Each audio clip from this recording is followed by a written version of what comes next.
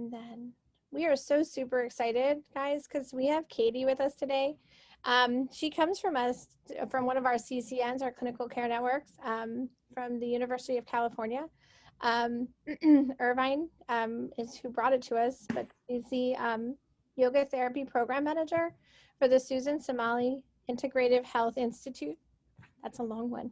Overseeing both group and individual yoga therapy services.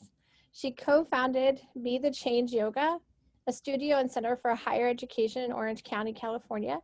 She's also the founder and school director of Alchemy Yoga Therapy, a yoga therapy company that offers professional training, comprehensive clinical programs, research and outreach initiatives. She received her master's in public health from Tulane University and wrote her thesis on yoga's ability to prevent and treat chronic disease. She has built successful community-based relationships with hospitals, health systems, and clinics to integrate yoga therapy services into their offerings. She is passionate about sharing the myriad of tools yoga has offered to empower individuals to improve self-care, relationships, and overall health and well-being.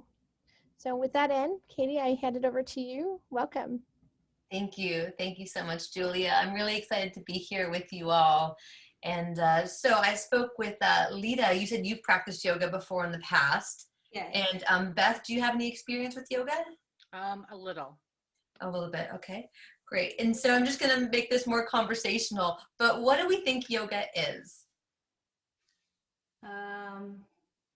Breathing, stretching, meditation, mindfulness. I mean, that's what the things I think of when I think of yoga. Mm-hmm. Yeah, you hit the nail on the head. You basically hit like all the main facets of it. You know, it's an ancient holistic healing system that came from India, and a very simple way of defining yoga is awareness, breath, and movement, right? And you said mindfulness. So awareness is about the quality of your mind, being aware of what you focus your mind on. And is your mind distracted and agitated, or can we give it something to focus on, right? So with yoga, we practice awareness, then through the breath. So we replace this like short, shallow, unconscious breathing that we do all day long with slow, deep, diaphragmatic breathing, right? So awareness, breath, and then the third aspect of this is movement. And this is what makes yoga universal, is that even if people have physical limitations or even paralysis, they can still practice yoga, you know, through awareness and breath work. And the difference between yoga and yoga therapy is that yoga therapists have 5 times the amount of training as yoga teachers, and they're trained to work with clients with very specific health conditions. And we work one-on-one or in small groups like this, then groups that share like a similar condition.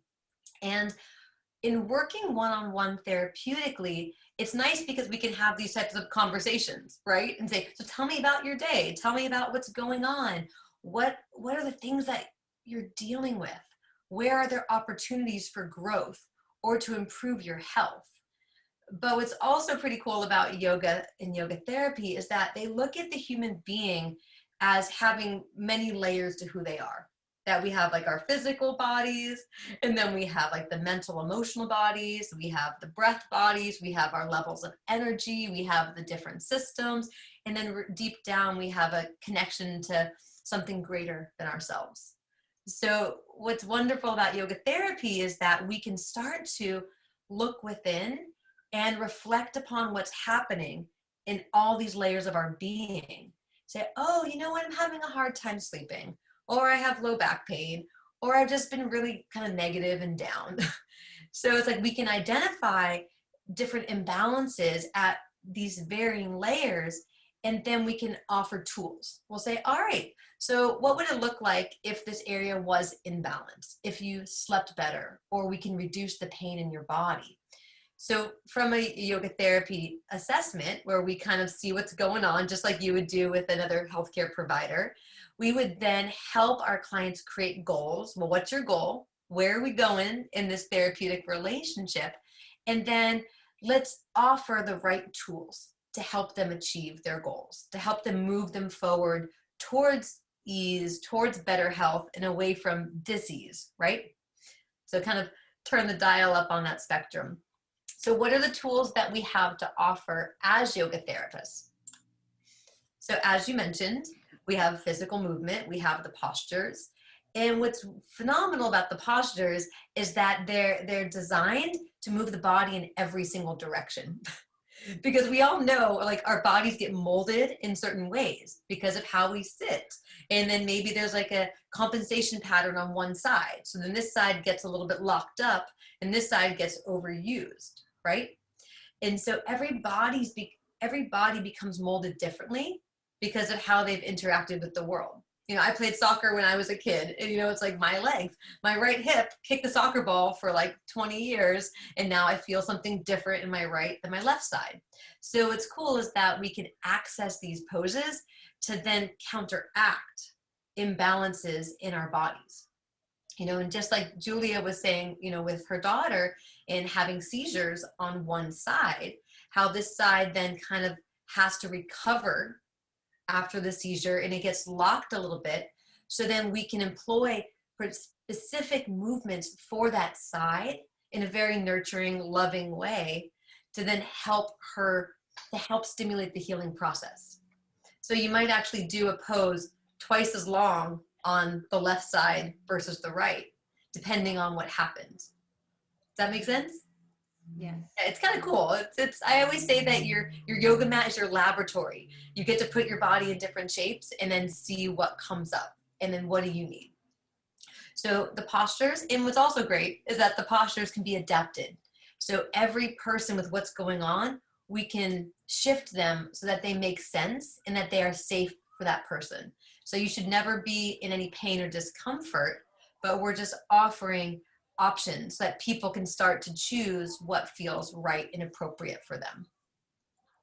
So the second aspect of yoga and yoga therapy is the breath. So I invite you to just sit up tall for a moment and just to notice, maybe close the eyes and just notice where you are breathing. Because chances are we haven't thought about our breath today, right? We just go about our day. So take a moment to feel your breath. Where does it go? Does it feel short and shallow or long and smooth? Do you feel muscular tension anywhere that restricts the flow of the breath? Maybe the neck or the shoulders or the chest? And that's okay. There's no judgment. This is just an observation. Good. So now place your hands onto your belly and then inhale through your nose and start to elongate the breath so that the belly can expand like a balloon. And then as you exhale, pull the navel in towards the spine. So as you inhale, let the belly expand, maybe up to the ribs or the chest. And then as you exhale, draw the navel in. So focus Hi on there, good, how are stretching you? the breath and elongating the breath. Relaxing the tension in the face, the jaw. Good. And notice how by changing the breath, it actually changes the quality of the mind. Our minds become more focused and more clear. So this slow, deep breathing accesses the parasympathetic nervous system, the state of rest and digest where our bodies can heal. So it helps us to flip that switch. Good. So we'll do a little bit more later on, pairing breath with movement, but just an observation to begin with. So we move our bodies, we regulate the breath, and then we offer tools to focus the mind. So different meditation, visualization, mindset, affirmation practices. And then we can also offer practices off the mat, like a bedtime ritual or, walking meditation, or even things that bring you joy and that help you find purpose or put you in a state of flow, such as painting or being creative. All of those tools can be part of your yoga therapy practice as long as it moves you towards your goals in better health and more joy in every part of your life. So a general framework that we utilize in yoga therapy is that yoga is a practice of self-reflection and self-refinement. So we offer time and space to slow down, look within, to reflect upon how we are living, both internally and then externally, right? What's working for us and what areas can be refined. So we reflect and then we refine and then we add the tools, and then it's like upgrading your own operating system, little bits over time, physically, mentally, emotionally, energetically. Do you have any questions or comments so far? No, I don't think so. Just that I mean, I would like to dive in a little deeper on that, but I mean, I guess it's a process. So, you know, because I'm wondering if this is going to be like an ongoing thing to develop with, you know, here, like, together, doing it like this, or like how is this like just kind of like the beginning to show us what we could do for ourselves, or is this something that can continue and grow from here? Because you know, it's something you have to practice to reap the benefits of. Right now, Lita, right? I'm so sorry. I keep Yeah, trying. that's fine, Lita. Sorry. Yeah, so originally the Sturge-Weber Foundation, we wanted to just introduce different concepts, right? We've done one with nutrition and now the yoga therapy. So if there We could is understand how it could benefit us, right? absolutely for right now, Okay. That's but what. but if we get a good demand for it, I could see where we could take this, right? Because I agree with you. I think we need more things. And Katie and I were just talking about it before you got on, is that we need more things to do things naturally, right? Instead of adding medications and other things, you know, to relax ourselves and do things this way. So if the demand is there, I can see where Brian and Karen would feel that this might be something lucrative for us too. Thank you, Lita. Yeah, so my goal today was to give you a little bit of an overview of this and what yoga therapy is and how it works, and then do a little bit of a practice. But you're so right that for any change to take place, it's like you have to keep working with it and coming back and make it part of your daily life.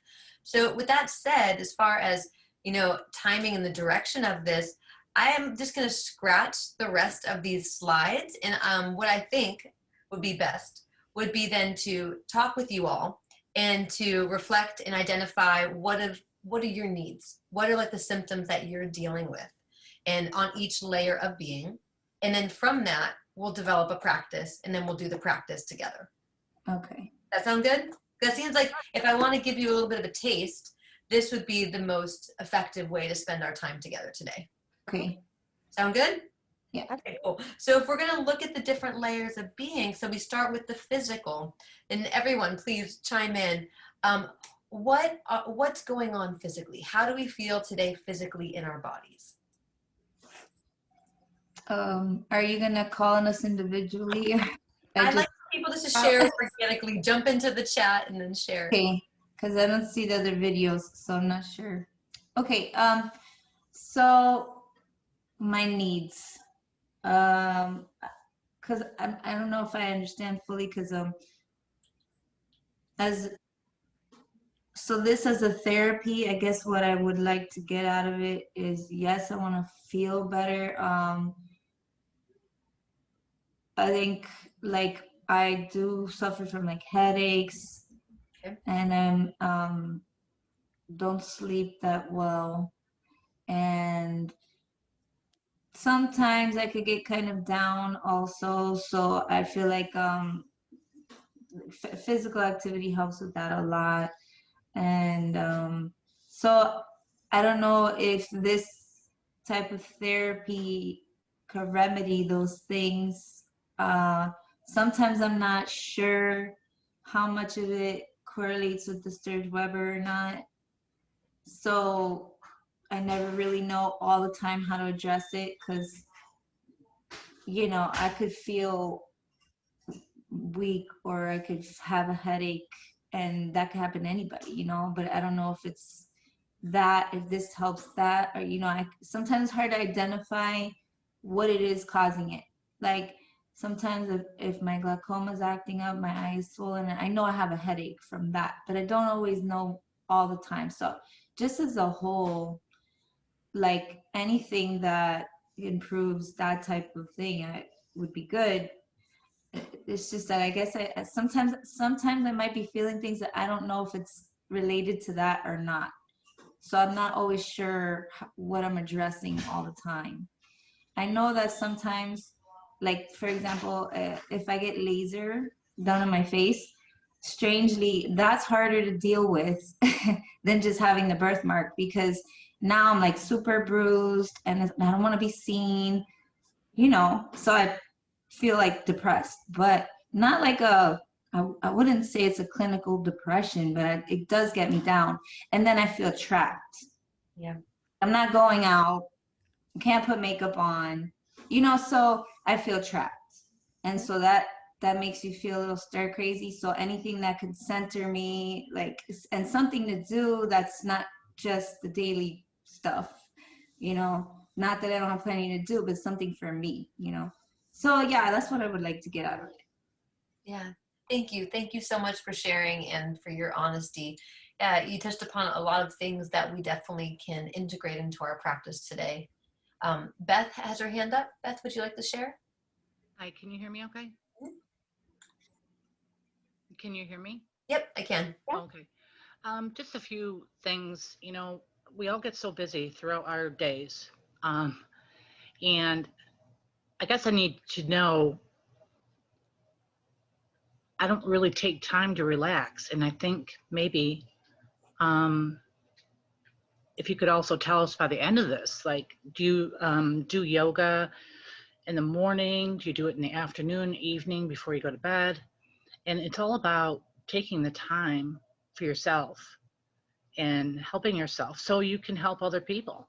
Because in today's world, we are all so busy and we don't take the time to sit down and relax and just smell the flowers, shall I say, you know?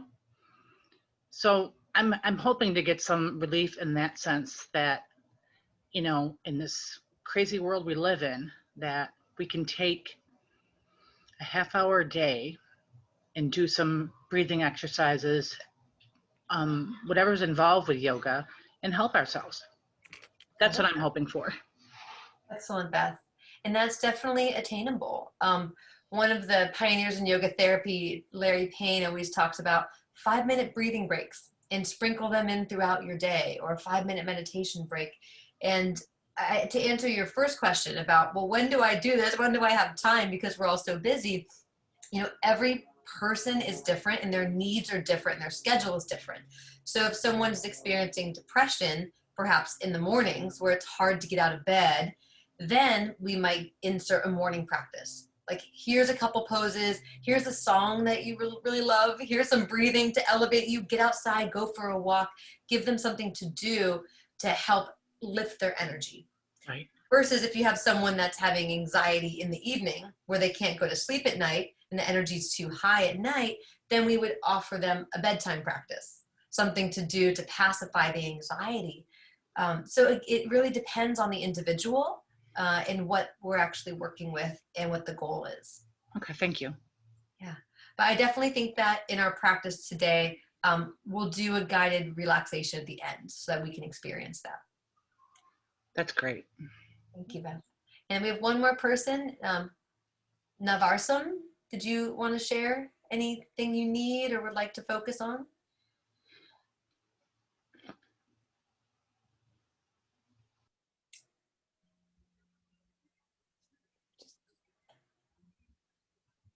Okay.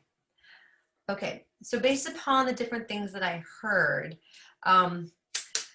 physically, so the tools that I'd like to employ in the physical body, we'll focus on some fine motor skills and dexterity of like the fingers. I know that's something that could be beneficial. Gentle fluid movements, transitioning from seated to standing safely. Because I know Julia told me that certain medications can affect balance and make it a little more challenging to transition. We'll do some deep breathing to reduce muscular tension and to focus the mind. And then maybe a few standing postures with options. One of the contraindications that I found in my research of Sturge-Weber syndrome was the excess amount of capillaries in the face, that we wouldn't want to put the head below the heart, right? But then Julie was saying that her daughter, that's her favorite pose, is down dog, where the head's below the heart, and it doesn't bother her at all. So that's something to consider, that for some people that might be really uncomfortable and putting pressure on the eye, but for others that might not be problematic at all. Mhm. You know, so I encourage each and every one of you to be listening to your body, to think, what feels okay for me? And I'll let you know how to modify so that you have options and you can choose. And then we'll finish with just a few minutes of meditation and a guided relaxation, just to activate that calming response. Sound good? Yeah. Yes. I know we have till 2:45, so we have about 10, 13 minutes. So let's find a comfortable seat in the chair. Is everyone okay sitting in the chair and then transitioning to a couple standing poses? Yeah, that's fine. Let me get my chair. Can I use a You can do it on the floor if you want, Lita. If you just Oh, want to okay. sit comfortably on the floor, that's fine. I just figured with Zoom, most people would be in chairs. So if you are in a chair, let's plant the feet hip distance. Good. And if you're seated, you can have the legs crossed or any other comfortable way. Okay, like And cross. Okay. yeah, so any way that feels good on your spine. You can rest your hands onto the knees or the thighs. And then we'll all close the eyes and then reach the crown of the head upward so that we elongate the spine. And then roll the shoulders up, back, and down, and then let them rest here, opening the chest. So by closing the eyes, we shift the attention inward. So start to pay attention to how your body's feeling in space. Your feet connected to the floor. Notice the length of your spine, the positioning of the shoulders. If you're holding any tension anywhere, the mouth, the jaw, just let it go. And begin to scan the body from the crown of the head downward, and notice if there's any places that need some attention and love today. It's making a mental note. So remember that yoga is self-reflection and self-refinement. So now focus on the breath. So you're welcome to place the hands back on the belly if that's more tactile and it helps you to deepen the breath. But begin to slow the breath down as you inhale and exhale through the nose. Relaxing the face, the jaw. Smooth the breath out. And let's try to inhale for a count of 5 and exhale for a count of 5 together. So we'll exhale everything out. Inhale through the nose for 1, 2, 3, 4, 5, and pause. Exhale out the nose for 5, 4, 3, 2, 1, and pause. Good. Inhale slowly, belly, 2, 3, ribs, chest, pause, relax the face. Exhale, letting go of tension, 4, 3, 2, 1, pause. Good. So take a couple more cycles on your own. You can either add or subtract to this ratio. And as you breathe, notice how the breath travels through the body. That breath is synonymous with life. And experience a sense of gratitude for the miracle of your body. That you are alive today, that you have access to these tools for self-care. And thank yourself for carving out the time to show up and make this a priority. That we can slow down. We can listen to our body's messages. Good. So with the hands on the knees, we're going to start to move the spine with the breath. So as you inhale, draw the chest forward and bring your shoulders back.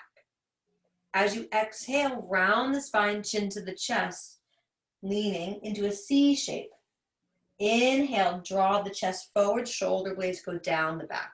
So it's like a seated cat-cow. Exhale, round the spine, lean back. Inhale, come forward.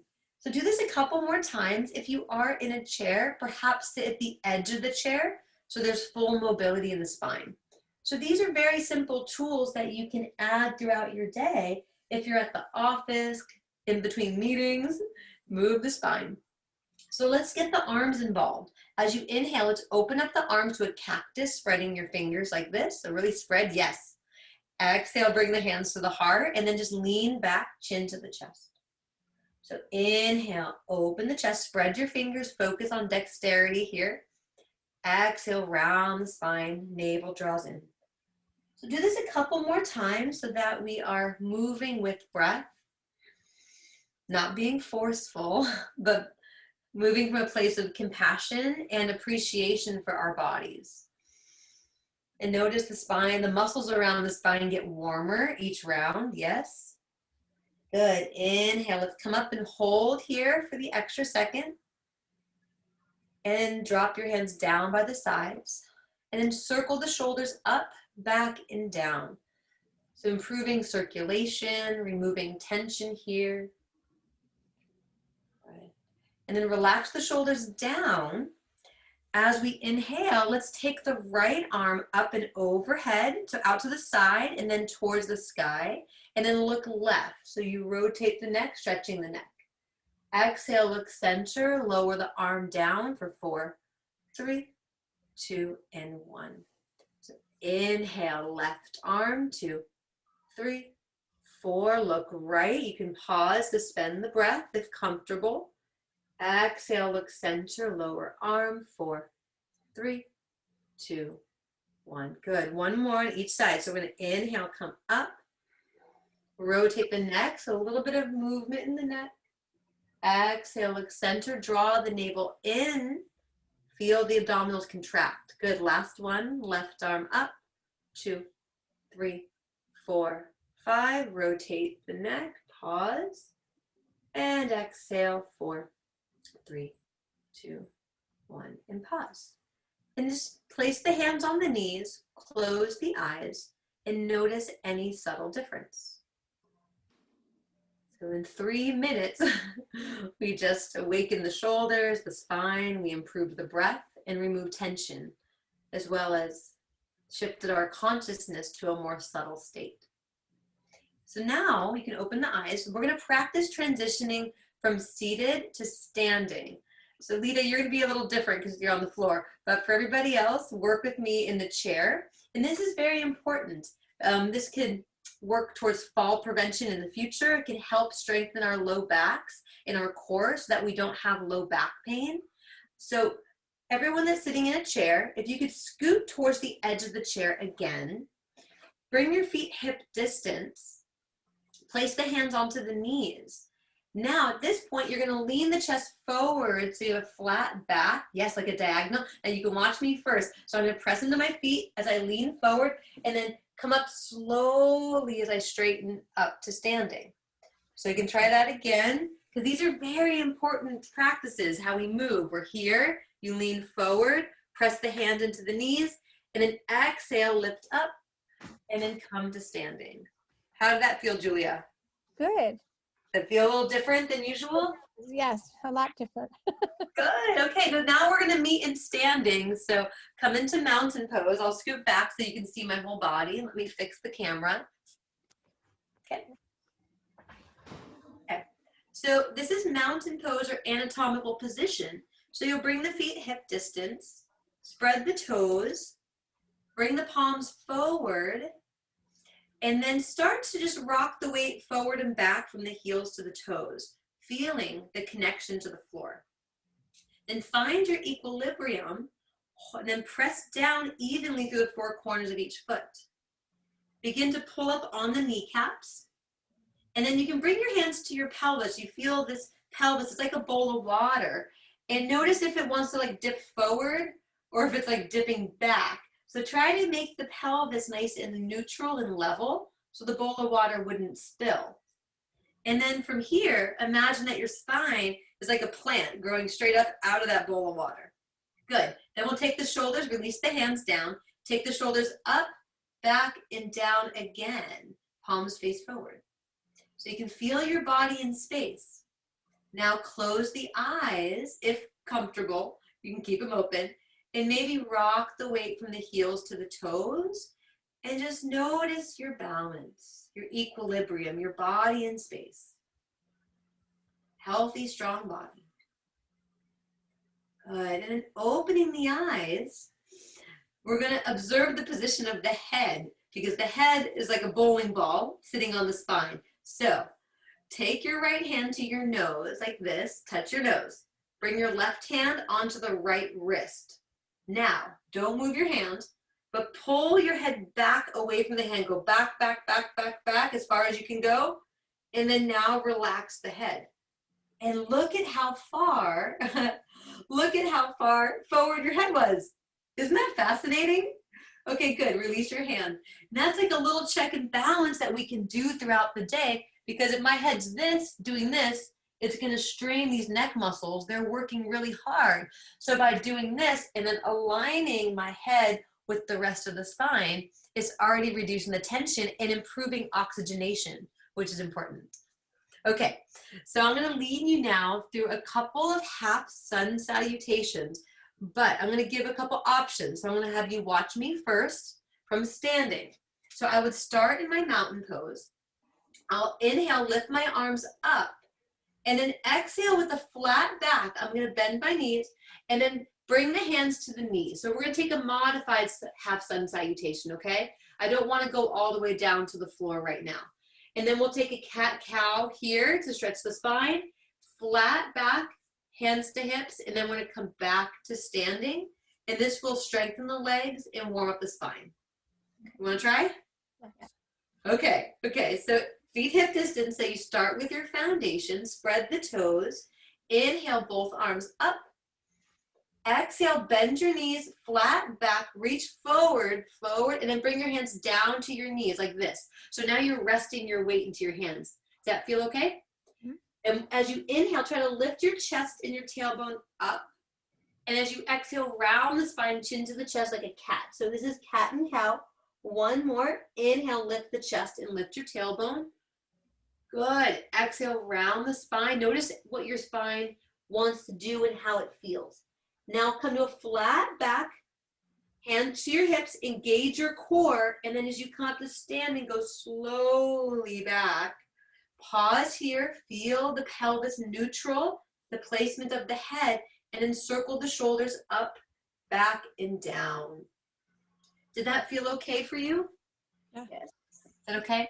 All right, so the full version, you can bring your hands all the way to the floor, but if someone has strained low back muscles or herniated discs, that will aggravate it. And then sometimes with the excess capillaries with the head going all the way down, that might cause a little bit of pressure on the eye. So let's do that one more time with the modified version. And then if we get to come back again, we can keep adding on in the future. But we'll inhale. So again, start with the feet. Where are the feet? Inhale, the arms go up. Exhale, bend the knees, flat back. Hands onto the knees. Good. Inhale, lift the chest and lift the tailbone. And this time it's going to be a little different. Exhale, now flatten your back. Hold a flat back as if I could put a glass of water there. Is that okay? Now reach the crown of the head away from the tailbone. Draw the belly in. And then just work a flat back with a strong core for 2 more breaths. So we're building some stability in our trunk. Good. And if it feels comfortable, you can open the arms to a T. But notice we're not dropping the head beneath the heart. Yes, good. Take the hands back to the knees. Pause here, rest. Put the weight into the hands and the arms. Bring your hands to your hips again. Inhale, straighten up to mountain. Circle the shoulders. Up, back, and down. And drop the shoulders down. Realign the spine. So we just warmed up the spine a little bit. So inhale, we'll take the arms up again and interlace your palms. So they're interlaced like this, but you're standing straight. Elongate through the chest as you inhale, then take the arms to the right as you exhale. Take a few breaths here, relaxing your shoulders. Watch how the breath behaves. So we're here to study the breath, study the body from a place of love and compassion. Inhale up, and then exhale other side. Good. Try to keep your elbows straight. Yeah, very nice, everybody, without being forceful. Come back to center, and then take the hands back down and notice the difference. Can you actually feel the blood move down the arms? This is improving your circulation. So let's balance a little bit. We'll shift the weight into the right foot, and then you can bring your left foot either in front for a tightrope, and it can go further away. It can be longer or it can be wider. So you would just choose the appropriate distance that you feel stable. Okay, so press it, I know. So maybe you go wider just to start as we wobble. And press your big toe down into the floor. And then find all the parameters of mountain pose where you lift up on the quads, the kneecaps. Pelvis is neutral. Spine is elongating. Shoulders drop down the back. Palms face open. And are we breathing? We forget to breathe, right? When we start to balance or we get a little distracted. So come back to your breath, please. In and out through the nose. Good. And I'm going to challenge you. Okay? So you can stay here for option 1. Option 2, right hand will cover the right eye. Ooh, this actually uses a different part of your brain to balance. We take away the sense of sight. Good, release. Keep the breath long and smooth. Left hand, left eye. Keep breathing.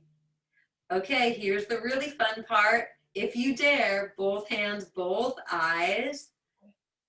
It's okay to wobble, it's okay. You can come out, release your hands, and release your legs. Let's shake out the feet. You can press the top of one foot down and maybe make a half circle to stretch the ankles. So dexterity of the feet is very important. We talked earlier about putting a tennis ball under the foot and rolling the tennis ball for your daughter. Yeah. Yeah, so let's do the other side before we relax. We'll spread the left toes, shift the weight into the left side, bring the right foot in front for a tightrope. So press down with your big toes, squeeze the inner thighs together, activate the core, elongate the spine. So you're going through all these little checks in your body to pay attention to your body in space, to study your body, to work with your body. Now find your breath. Focus on that long, smooth belly breathing in and out through the nose. Good. All right, you can stay here or left hand, left eye. Gentle release. Right hand, right eye. Pause. Both hands, both eyes. Stay with it. Have some fun. No judgment. No one can see you. And then release both hands down. Shake out your legs. Good. So how did that feel? Good. Okay. So for the last part, I'm going to lead you through a guided relaxation. So you're welcome to either sit in the chair or lie on your back. I'm like, Okay. Julie, I know we're at 2:45. Is it okay to do 5 minutes of meditation? Oh, absolutely. Yes, absolutely. Okay. So find a comfortable position where the body can relax. So either sitting comfortably or lying on the back. And close the eyes if comfortable. Take a deep breath in.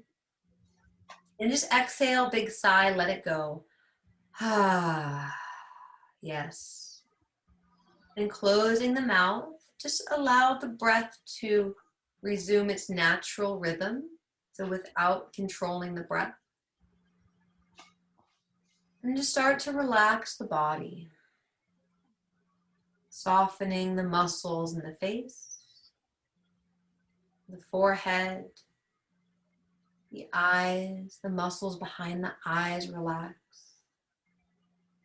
The mouth and the jaw soften. Relax the neck and the shoulders, letting the shoulders drop down towards the earth.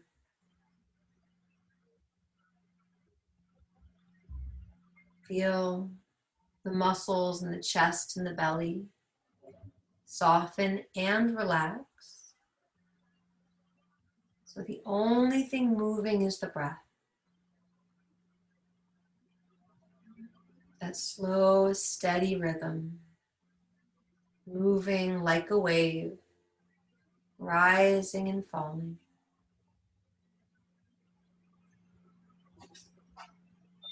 With each exhalation, sinking deeper and becoming more relaxed, more at home in your body, at home in your heart.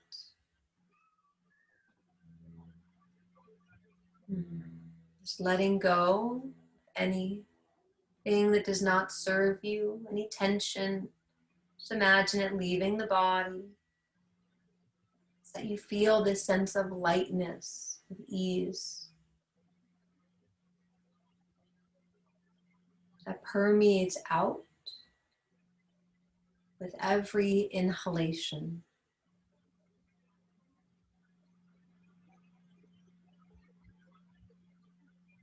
You feel the hips relax, the legs are heavy, the calves touching the floor, the feet. The entire body is relaxed. If there's any tension you are still holding, now is the time to let it go.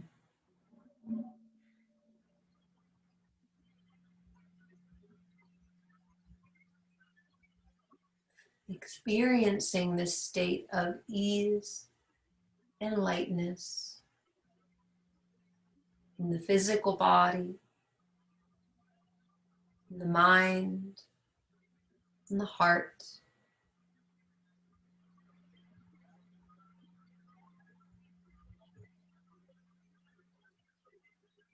Coming back to this place of self-love and appreciation and gratitude for this miracle of a life that we've all been given.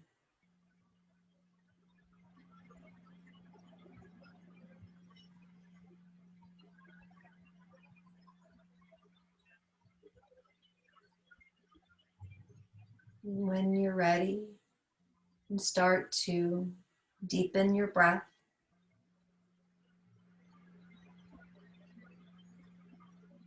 Reawaken the body, moving the fingers and the toes. And if you're lying on your back, as you inhale, take the arms overhead, and you can hug the knees into the chest, rocking side to side on your back. And perhaps roll to your most comfortable side.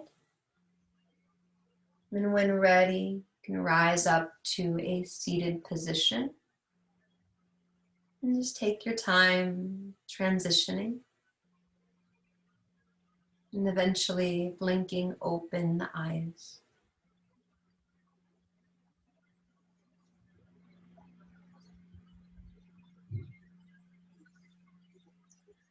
So how's everybody feeling at this point? Very relaxed. Yes. Good.